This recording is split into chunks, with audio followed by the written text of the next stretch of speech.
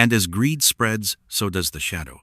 Families torn apart, nations warring over gold and land, and hearts growing ever heavier with the weight of unfulfilled desire. Mammon's work is relentless. He does not tire, he does not falter. And now, he faces his greatest opportunity. A city brimming with wealth and power, yet blind to their own corruption. A council meets. The most powerful men in the land sit, debating trade, taxation, conquest. Yet, in every word, Mammon whispers, "Take more. Keep it all. No one will know. No one will judge." And they listen. They do not see the Prince of Greed, but they feel his power, like a wind pressing against their chest, urging them to take, to hoard, to betray. One man steals from another. One leader betrays a friend.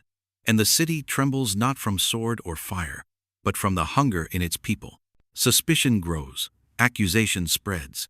Yet even as they fight among themselves, Mammon watches from the shadows, laughing in silence, because this is the perfection of greed.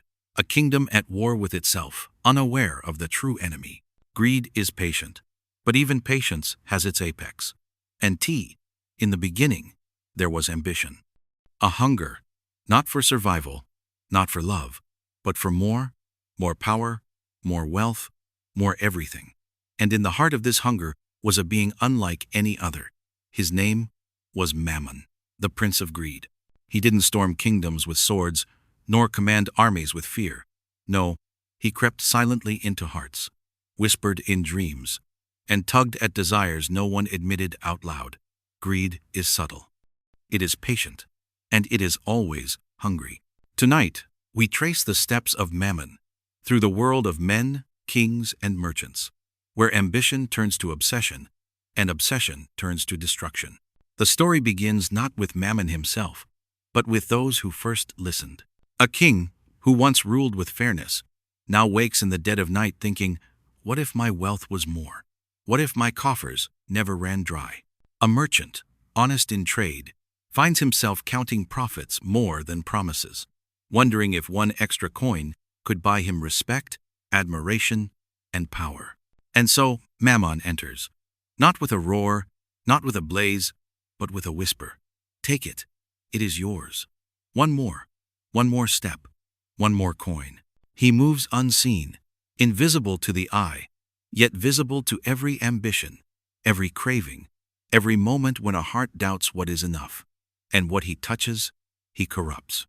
The merchant looks at the gold and doesn't see opportunity. He sees necessity. He sees survival. And he takes it just one more time. And with every taking, the Prince of Greed grows stronger. Greed, once sown, multiplies.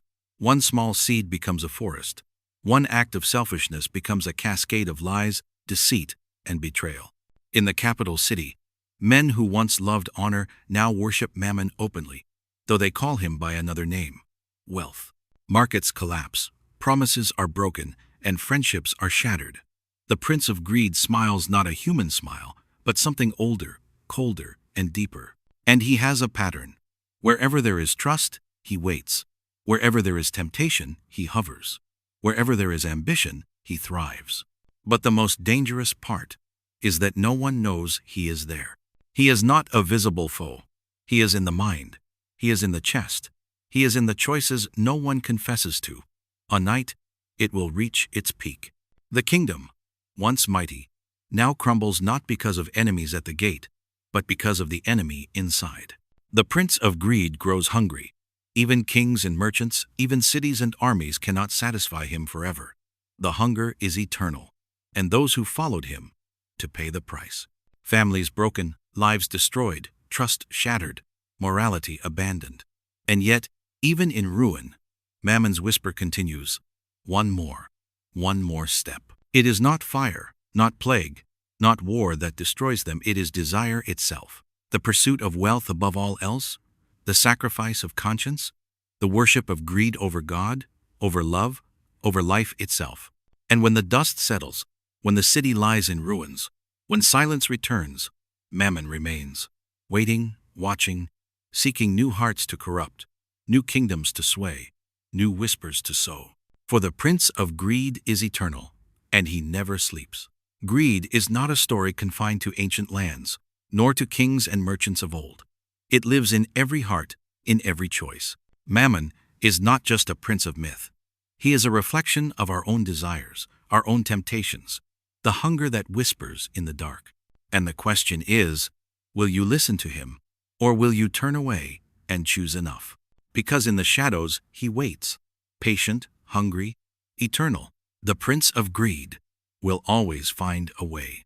As centuries pass, kingdoms rise and fall, cities crumble, and men and women are born into the same hunger, the same desire.